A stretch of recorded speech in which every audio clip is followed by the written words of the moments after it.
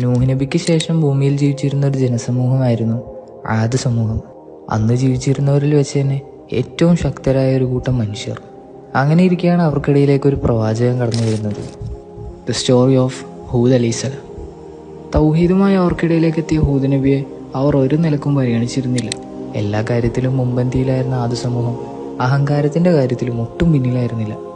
എത്രത്തോളം എന്ന് വെച്ചാൽ, ശക്തനായ അള്ളാഹുവാണ് നിങ്ങളുടെ സൃഷ്ടാവ് എന്ന ഹൂദ് നബിയുടെ വാദത്തിന് ഞങ്ങളെക്കാൾ ശക്തനാണോ നിൻ്റെ അള്ളാഹു എന്നായിരുന്നു അവരുടെ മറുപടി.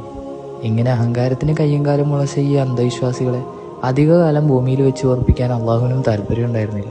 സൂറത്തുൽ ഹാഖയിലൂടെ അള്ളാഹു സുബ്ഹാനഹു വ തആല പറയുന്നുണ്ടല്ലോ, അവസാനം ആദ് സമൂഹമാവട്ടെ ആഞ്ഞു വീശിയ ഒരു കൊടുങ്കാറ്റിനാൽ നശിപ്പിക്കപ്പെട്ടു. ജീവിതത്തിൽ എന്തൊക്കെയോ നേടിയെന്ന അഹന്തയുമായി നടക്കുന്നവർക്ക് ആദ് സമൂഹത്തിൻ്റെ ചരിത്രം എന്നൊരു പാഠമാണ്.